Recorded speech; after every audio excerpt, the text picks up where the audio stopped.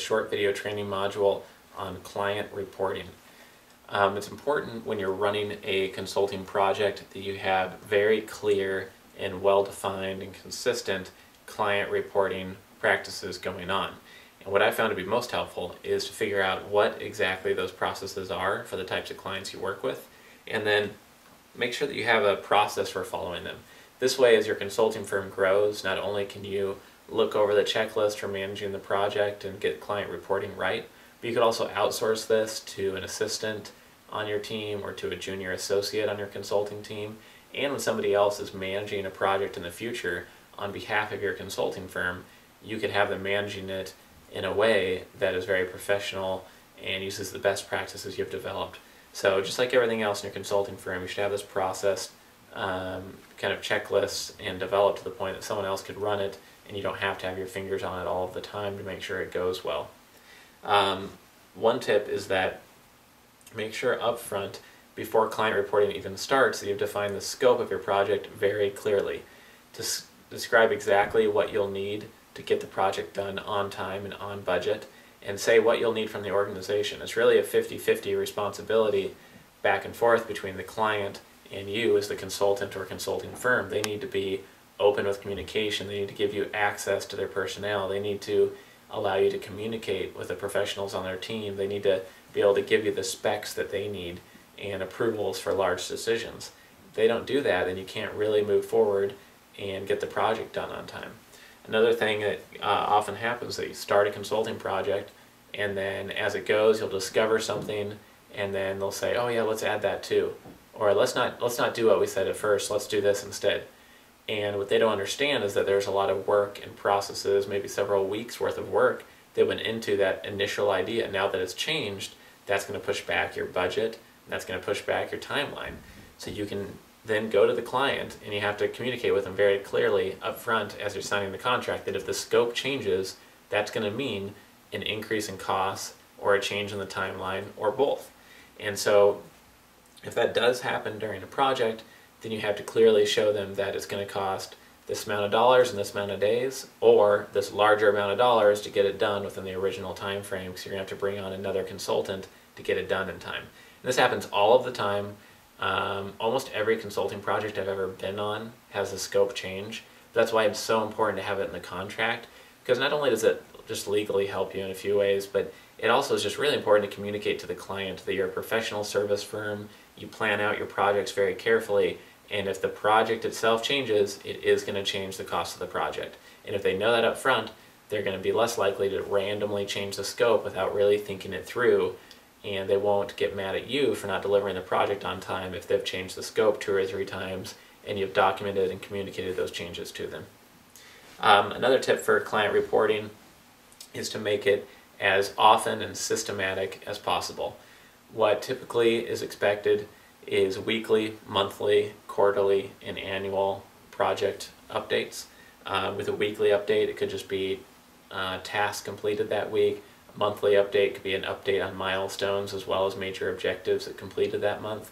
And then same with quarterly, it'd be more, are you on track to complete the whole project on time? Are you on budget? Etc. And if you're creating these systematic, client reporting tools, it can be done in multiple ways. I've seen them done within Microsoft Word. I've seen them done within Excel spreadsheets. You can also use Excel and import stuff into Word, obviously. Sometimes a combination is the most professional, but I actually prefer just using Excel or Google Docs to do it.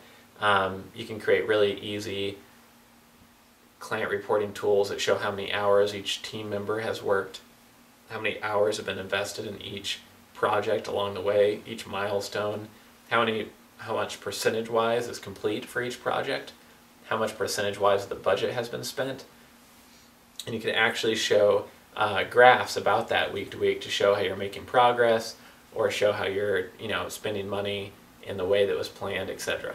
So that's really important, and you should have a client reporting tool in place within the first year of running your own consulting business, because it makes you look much more professional and it keeps communication open between you and the client, which is very important. The last thing you want to do is go a month before realizing you're working on the wrong objectives or that the scope had changed, but the project champion failed to mention that to you because you only spoke to them once in the past month.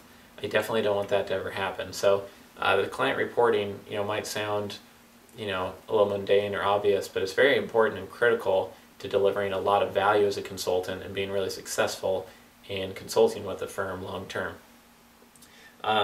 This is actually something that I have found true at both small consulting firms. I've worked on teams as small as 10 to 15 consultants. I've also worked in consulting firms that have hundreds of consultants, and I've worked with clients that were small businesses as well as clients that were multi-billion-dollar Fortune 500, Fortune 100 companies that were hiring consultants to put in big process changes or risk management changes in their business. And I've also ran my own consulting firm and found these things to be very important. So at all levels, I found client reporting to be really critical to being a really successful consultant. And I thought this video content would supplement some of the stuff that you might be reading within one of our training programs on being a certified consultant. The last tip here, though, is just to be as transparent as possible. Be honest about them if the project is not going as planned. Be transparent about how much money is being spent. Be transparent about the number of hours being spent. And then that way, the client can see where you're coming from if you start to express concerns about scope changing, about taking too many days off because of their corporate holidays, or about other projects that are taking maybe a priority over yours within their corporation. Many times you might be trying to implement something like a software implementation or a new project management system, and the CEO of the company then has to do some compliance for Sarbanes-Oxley or some compliance project, and all of a sudden the lawyers have everybody's attention doing this compliance work, and everybody's put your stuff on the back burner and say, well, we have to do compliance, so your stuff can wait. That can move your scope, and that's part of the 50-50 deal of them keeping up their end of the deal, and that needs to be expressed. You need to be very transparent when things are affecting your work as a consultant. You have to let your client know, in a professional manner as soon as possible. So I hope these tips helped you. Almost all of them are focused around client reporting and how important it is to have great client reporting systems, processes, and templates in place. Thank you for joining us. It's businesstraining.com, where you can earn master's level qualifications to help you make more money.